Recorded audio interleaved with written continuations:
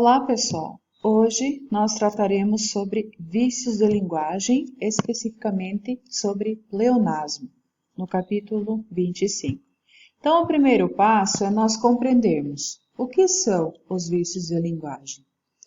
E são formas de linguagem que são bastante utilizadas. Às vezes, por descuido ou por desconhecimento, nós então infringimos regras da norma padrão no uso de determinadas expressões. Estamos habituados a empregar algumas dessas formas, dessas expressões, e não temos essa percepção de que elas não estão de acordo com a norma. E quando isso ocorre, essa característica é denominada de vício de linguagem. E o vício de linguagem, ele pode ocorrer de diversas formas. E o primeiro modo ou a primeira forma de vício de linguagem é o pleonasmo vicioso, que é uma das formas que é bastante comum. Que ocorre então quando nós repetimos ideias e também palavras em uma mesma expressão, provocando uma redundância que empobrece o texto. Então, quando nós repetimos palavras que têm o mesmo sentido, que têm a mesma ideia em uma mesma expressão, nós então estamos utilizando o pleonasmo vicioso. Quando se diz que alguém teve hemorragia de sangue, se a pessoa teve hemorragia, significa que ela teve perda de sangue. E quando se utiliza a expressão de sangue, ela está sendo aqui uma forma que é redundante, ou seja, caracteriza-se como um pleonasmo vicioso. Então, dizer que alguém teve uma hemorragia de sangue é pleonasmo vicioso. Da mesma forma que quando se diz ela recebeu uma surpresa inesperada. Se é uma surpresa, é algo que é inesperado. Então, não há necessidade de utilizar novamente a palavra que já está aqui sendo repetida a ideia. Por quê? A surpresa é algo que não é esperado. Então, nesse caso também, nós temos um pleonasmo vicioso. Sara precisou reenviar novamente o trabalho. Então, se está reenviando, é uma ação que já está fazendo novamente. Então, não é necessário utilizar o termo novamente. Se ele é utilizado, configura-se então como um pleonasmo vicioso.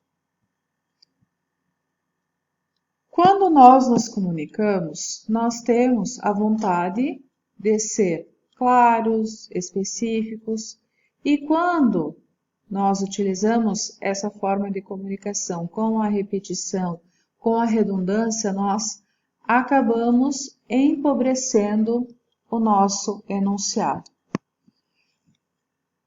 O que nós não podemos nos esquecer é de que o pleonasmo ele também existe como uma figura de linguagem quando ele é utilizado na literatura, quando um escritor quer acentuar, quer enfatizar uma determinada relação entre as palavras, e para isso ele usa a redundância como uma estratégia de construção e também para provocar um determinado efeito de sentido.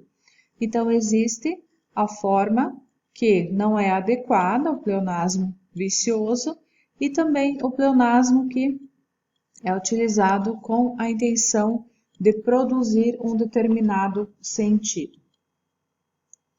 Quando nós temos assim, na canção Cotidiano, o eu lírico reforça a repetição e também a mecanização das ações com as seguintes expressões. Me sorri um sorriso pontual e me beijo com a boca de hortelã. Chico Buarque. Então, se nós observarmos e levarmos ao pé da letra o conceito de redundância, de repetição, quando se fala assim, me sorri um sorriso. Se a pessoa sorri, ela expressa um sorriso. E me beija com a boca de hortelã, beija com a boca. Então, aqui nós também temos a redundância. E muitas vezes, como vocês podem ver aqui, é um texto poético, caracteriza-se então como uma estratégia de construção de sentido com o uso do pleonasmo. Então, quando se pretende enriquecer, apresentar de uma forma mais expressiva, é utilizado então como uma estratégia de construção de sentido. O importante é, num primeiro momento, quando se trata do pleonasmo, é perceber a função social do texto. Se a intenção é artística e estética, então vale brincar com a linguagem. E quais os gêneros de textos, em que situações é que se tem essa intenção? Em músicas, em poemas, em romances. E se a composição é de um texto objetivo, em discursos, em artigos, em relatórios, então o pleonasmo não será bem-vindo. Então o importante sempre é analisar qual o contexto, qual o texto, o gênero, qual a função social do texto, para nós então fazermos a avaliação sobre o uso dessa característica. Então nós temos alguns exemplos aqui. O exemplo A. Há muito tempo atrás fui a Portugal. Então o que nós temos aqui? Há muito tempo atrás. A redundância aqui, o pleonasmo, ele se caracteriza com a expressão há muito tempo atrás. Quando se fala há muito tempo, já entendemos que é algo que aconteceu no passado. Então, nós não precisamos aqui, novamente, utilizar a palavra atrás. No exemplo B, o rapaz se infiltrou dentro da festa, sem ser convidado. Então, quem se infiltra já vai para o ambiente, para dentro, vamos assim dizer. Então, não é necessário também ter essa repetição. No exemplo C, pessoal, não vamos adiar para depois esta reunião. Adiar para depois, ou seja, algo que é adiado já é organizado, já é, vamos assim dizer, orientado que seja feito depois, no momento posterior, mais tarde. Então, não é necessário que seja colocada novamente aqui a expressão para depois. Simplesmente, não vamos adiar esta reunião. Então, aqui nós temos alguns casos de uso de pleonasmo. Então, aqui nós temos o exercício 2 da página 216. Analise o seguinte parágrafo. É preciso ter cuidado para que o computador não atrapalhe o elo de ligação entre as pessoas. Precisamos conviver juntos para encarar de frente as relações humanas com as pessoas. Então, aqui nós temos várias situações em que se encontram pleonasmos. E a pergunta, que pleonasmos há nesse parágrafo? Então, começando, é preciso ter cuidado para que o computador não atrapalhe o elo de ligação. Então, a primeira forma de pleonasmo é elo de ligação. Se é um elo, ele é de ligação. Então, não há necessidade de nós reforçarmos essa ideia. Depois, precisamos conviver juntos. Também é outra forma de pleonasmo. É uma outra expressão que deve ser entendida como pleonasmo. Conviver já é junto. Para encarar de frente. Encarar de frente também é uma expressão que configura-se como pleonasmo. Se encarar, já é de frente. Então, não há necessidade que se utilize a expressão de frente novamente. As relações humanas com as pessoas. Se nós temos relações humanas, elas são com pessoas. Então, aqui nós temos 4 exemplos de pleonasmo. O exercício 3 da página 216. Reescreva a frase a seguir de duas maneiras que eliminem o pleonasmo vicioso. Desligarei o computador assim que amanhecer o dia. Então, amanhecer o dia. Desligarei o computador assim que o dia nascer e também desligarei o computador assim que amanhecer. Então, são essas as duas possibilidades. O exercício 5, da página 217. Alguns poetas fazem uso do pleonasmo como uma estratégia para a criação de ênfases a determinados sentidos.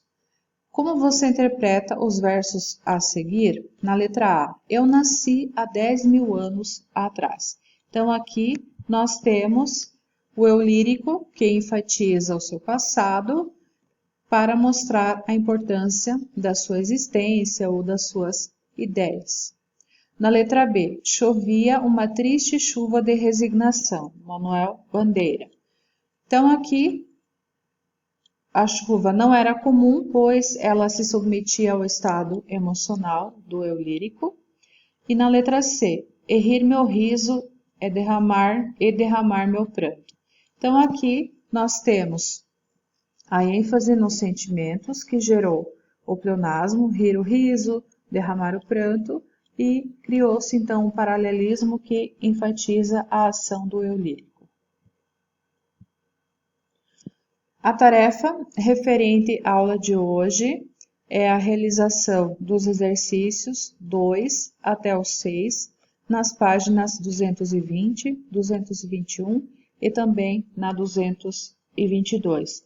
Eles tratam sobre esses aspectos que nós acabamos de ver, de identificação, de casos em que ocorre o pleonasmo e também se está sendo utilizado em forma mais com intenção artística. Então, cada um dos exercícios, ele tem as suas características, ele vai avaliar determinados pontos, determinados aspectos que nós vimos no decorrer da nossa videoaula. E por hoje é só. Bons estudos para vocês e até a próxima aula.